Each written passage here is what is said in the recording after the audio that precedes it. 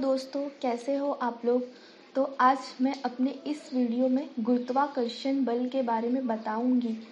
तो ग्रेविटी होता क्या है। तो हम लोग बचपन से ही जो ये न्यूटन का नाम सुना होगा। न्यूटन जो थे वह सर आइजैक न्यूटन जो थे वह पेड़ के नीचे बैठे हुए थे, एप्पल के पेड़ के नीचे बैठे हुए थे। तो एप्पल जो है वो अचानक से नीचे गिर जाता है टूटकर। तो वो सोचते कि यह जो है एप्पल वो नीचे ही क्यों गिरा, वो ऊपर भी तो जा सकता था, हवा में भी तो टहल सकता था, लेकिन ऐसा क्यों नहीं हुआ।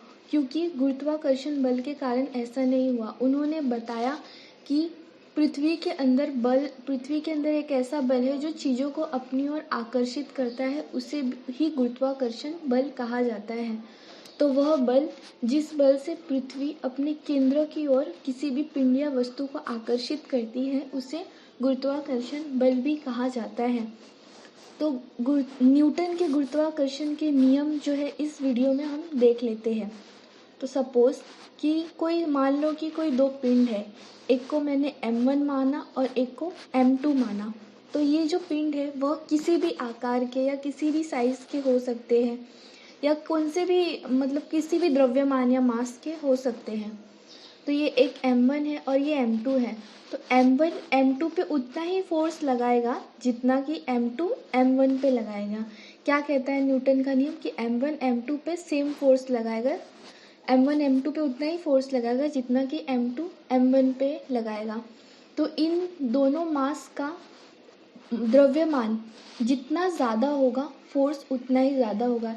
यानी कि फोर्स जो होता है वो m1 m2 के अनुक्रमानुपाती होता है, और इनके बीच की दूरी जितनी ज़्यादा होगी फोर्स उतना कम लगेगा। यानी कि फोर्स जो होता है वो दूरी के वर्गों के व्यक्तक्रमानुपाती होता है। मतलब दूरी जितनी ज़्यादा होगी उतनी ही कम बल लगेगा। तो किन्हीं दो पिंडों के बीच कार्य करने वाले आकर्षण पिंडों के द्रव्यमान के गुणनफल के अनुक्रमानुपाती तथा उनके बीच की दूरी के वर्ग के व्यक्तक्रमानुपाती होते हैं। तो इसका एक फॉर्मूला है, F समानुपाती होता है m1 m2 अपॉन r, और r जो होता है वो व्यक्तक्रमानुपाती होता है। तो ये जब साइन हटता है तो बीच में इज इक्वल टू आ जाता है, और F is equal to G m1 m2 upon r square हो जाता है। अब ये g होता क्या है। g जो होता है वो सर्वात्रिक गुरुत्वाकर्षण नियतांक है। यानी कि g की वैल्यू जो होती है वो हर जगह पे समान होती है। मान लो कि यह दो पिंड है, एक है 100 kg का और एक है 110 kg का। अगर उसको मैं अंतरिक्ष में लेके जाती हूँ तो क्या इसका मास चेंज होने वाला है? नहीं चेंज होएगा। या फिर मैं इसे कहीं पे भी चंद्रमा पे लेके जाऊंगी, या फिर मंगल ग्रह पे लेके जाऊंगी, या फिर पानी में लेके जाऊंगी, वैक्यूम निर्वात में लेके जाऊंगी, तो भी इसका मास जो होगा वो चेंज नहीं होगा। अब इसके बीच की दूरी जो है वो 1 मीटर की है।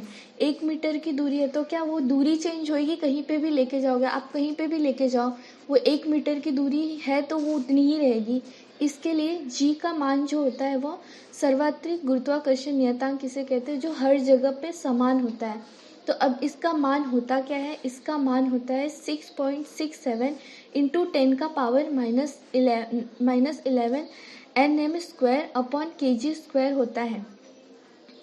अब इसे और अच्छे से समझने के लिए एक एग्जाम्पल और ले लेते हैं। तो ये बच्चा दिख रहा है और बच्चे के हाथ में एक मोबाइल है। तो ये मोबाइल उस बच्चे पे उतना ही फोर्स लगा रहा है जितना कि ये बच्चा उस मोबाइल पे फोर्स लगा रहा है। दोनों भी एक दूसरे पे सेम फोर्स लगा रहे हैं। तो अब क्वेश्चन आएगा माइंड में कि अगर फोर्स लग रहा है तो ये मोबाइल इसकी ओर अट्रैक्ट क्यों नहीं हो रहा है? इसके फेस को ऐसा लग जाना चाहिए, चोट लग जानी चाहिए, बट ऐसा क्यों नहीं हो रहा है? क्योंकि इसका मास जो है वो बहुत ही कम है। इसके वजह से कोई भी वहाँ पे कोई भी मूवमेंट्स नहीं हो रहा है।